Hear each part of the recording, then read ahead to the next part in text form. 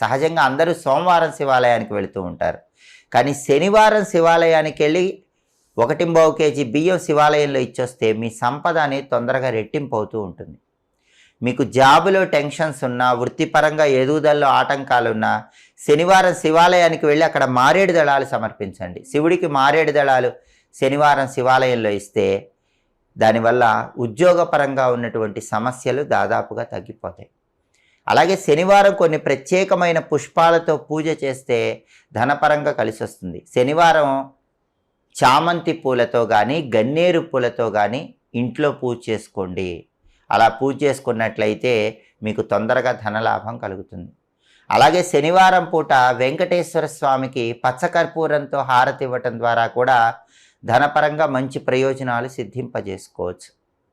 శనివారం మామూలుగా ఒక గాజు పాత్ర తీసుకొని దానిలో నీళ్లు పోసి ఆ గాజు పాత్ర